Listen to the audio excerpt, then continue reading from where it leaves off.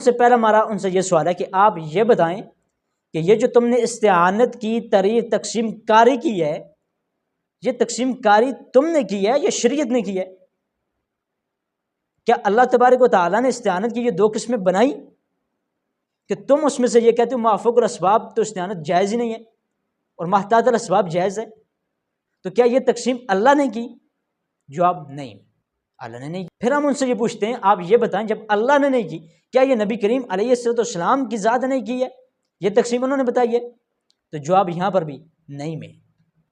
کیا پھر ہم پوچھ لیتے ہیں کیا صحابہ کرام میں سے کسی صحابی نے یہ تقسیم کی ہے؟ تو جواب نہیں میں۔ کیا اہل بیت اطہار کے کسی فرد نے کی؟ تو جواب یہاں پر بھی نہیں۔ کیا کسی تابعی نے کی؟ جواب نہ میں۔ کیا کسی امام نے کی؟ جواب پھر بھی نہیں۔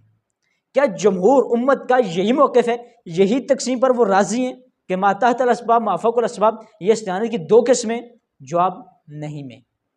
تو جب جواب نہیں میں تو ہم کہتے ہیں کہ تمہارے پاس اس کے متعلق کون سی دلیل ہے کہ تم کہتے ہو کہ استعانت کی دو قسمیں ہوتی ہیں، ایک استعانت ہوتی ہے ما فوق الاسباب، دوسری استعانت ہوتی ہے ما تحت الاسباب؟ تمہارے پاس تو اس استعانت کی تقسیم پر دلیل ہی کوئی نہیں۔ جب تمہاری دلیل ہی کوئی نہیں تو پتہ چلتا ہے تمہارا پورا کا پورا یہ نظریہ، پوری کی پوری یہ تقسیم من گڑت ہے اور کل عدم ہے۔ ایسے تم نے مسلمانوں کے اوپر فتویٰ لگانے کے لیے اس تقسیم کو تم نے نکالا ہے، اس کو بنایا بھی تم اور اس تقسیم کے بانی بھی تم ہو، ورنہ اس سے پہلے تو کوئی بھی نہیں ہے۔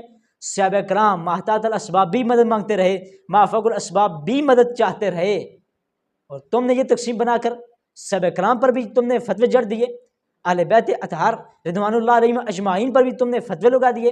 اور جب تم نے یہ تقسیم کی استعانت کی کہ محتاط الاسباب ایک استعانت ہوتی ہے، ما فوق الاسباب میں استعانت ہوتی ہے، ما فوق الاسباب استعانت تم یہ کہتے ہو کہ یہ شرک ہے، کفر ہے، بدعت ہے، حرام ہے، جبکہ میں آپ کو دکھاؤں گا انشاءاللہ کہ ما فوق الاسباب مدد قرآن کے اندر موجود ہے، اور تم کہتے ہو کہ ما فوق الاسباب مدد یہ مانگنا، اس کا عقیدہ رکھنا یہ شرک اور کفر ہے۔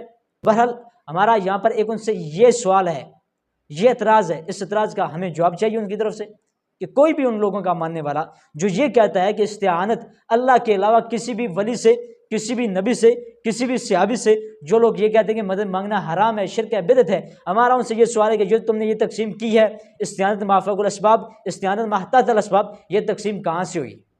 یہ تقسیم بنائی کس نے ہے؟ تم نے اپنی طرف سے بنائی یا شریعت نے بنائی؟